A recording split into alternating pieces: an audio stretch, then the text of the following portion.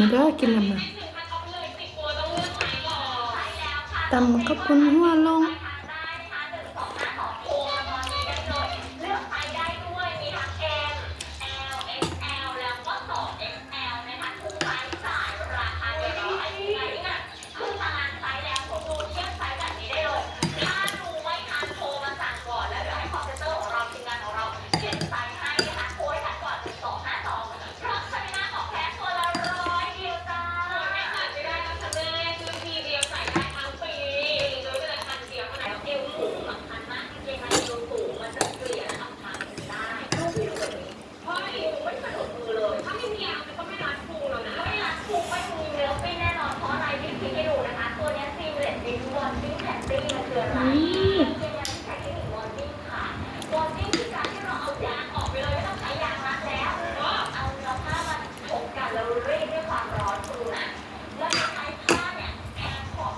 ตำข้าวปุ้นหัวลงสปิกไก่ใส่ห้อย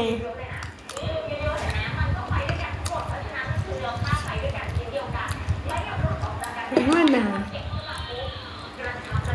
เต็มแล้ว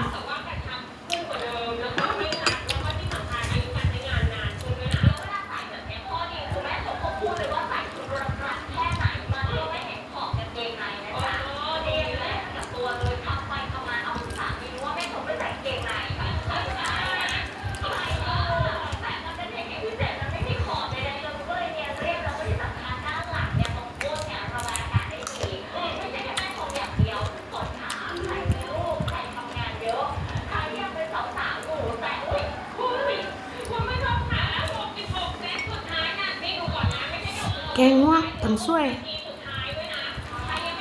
แกงเอานอน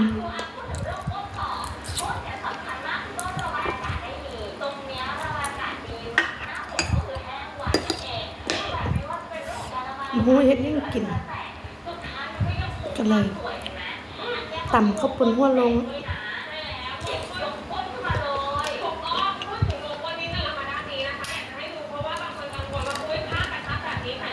ตำเองเด้อ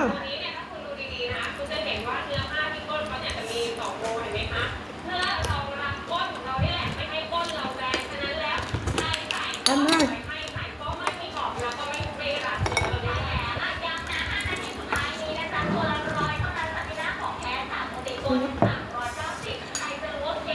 แซ่บบ่โอ้ยน้ำข้น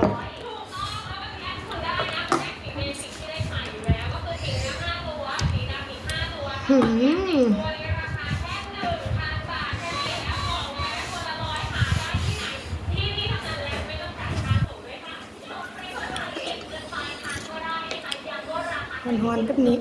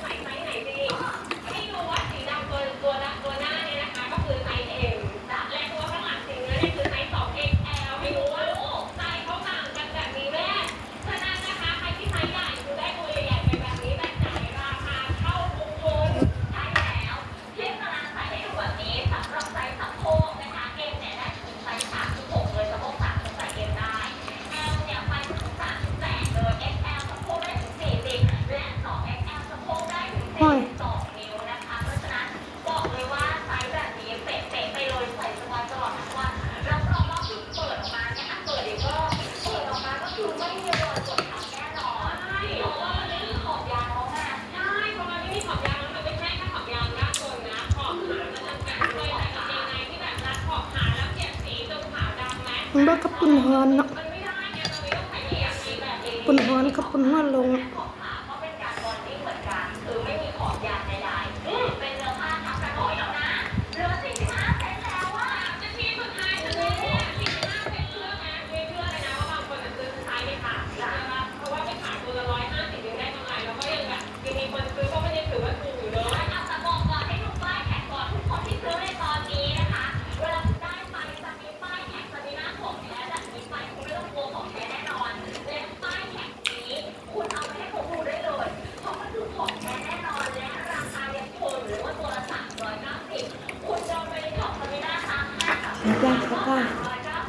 แต่เฉพาะโทรศัพท์ตอนนี้จะเหลือแค่ตัวละ100ทุกคนไปเลยส่งซิโรไทยเลยจ้า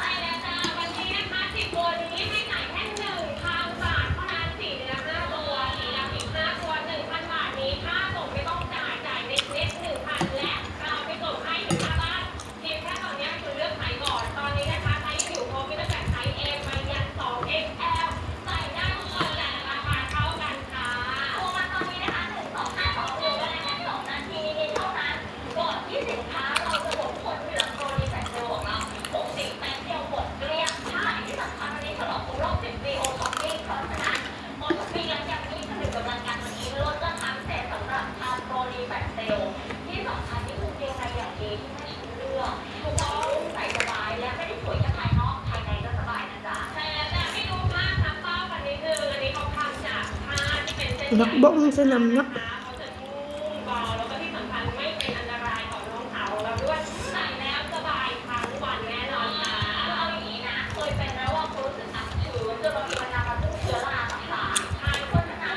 โอ้เราอาจปล่อยให้เกิดปัญหาแบบนั้นอันนี้ข้างในก็สบาย แน่นอนครบเซต เลือกไซส์ตอนนี้นะคะ1252โทรมาจะ M สะโพก36ได้เลย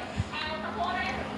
38 XL สะโพกถึง40และ 2XL สะโพกถึง42นะมีสำหรับสาวๆไซส์เลยจ้าและค่ะไซส์ใหญ่ไม่ต้องกังวลนะคะเขามีไซส์ให้และสาวไซส์ใหญ่ให้ค่าเยอะขนาดนี้ก็ไม่ได้จ่ายแพงขึ้นด้วยให้จ่าย1,000 บาททุกคนได้เป็น10ตัวแบบนี้เลยค่ะใช้แล้วหารกันก็คุ้มเลยแบบจะลงตัวเอาไปขายต่อก็ได้กำไรที่สำคัญย้ำนะที่พูดว่าไซส์ใหญ่ไม่ต้องกังวลเพราะอะไรเพราะเขาไม่ต้องถืออะไรอ่ะถ้าไปดูอีกทีนาทีสุดท้ายแล้วเนี่ยทุกคนอะไรอ่ะแบบนี้มาที่โทรไปต่อเรียกโทรมา1252ให้คนสุดท้าย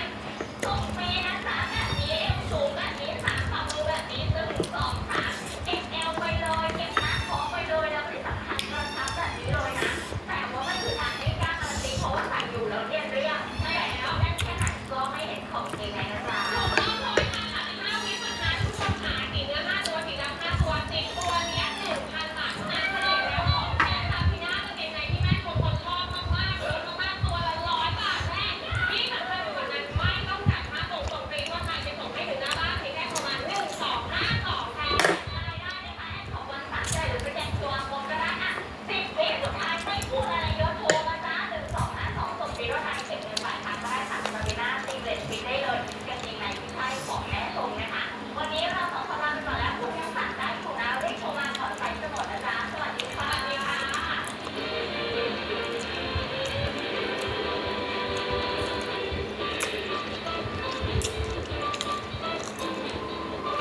โปรโมชั่นนี้เฉพาะวันที่ 12 มิถุนายน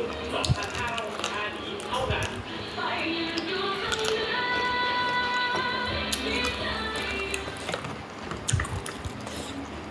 ชัดมากชัดมาก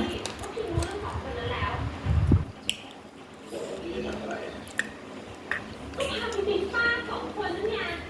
ไม่ไหวจริงกลับไปอยู่ด้วยตัวเองสกปรกตกตากที่บ้านแล้วหรอก เอาแบบนี้ไม่บอก นี่คุณไม่ห่วงพิงเลยเหรอ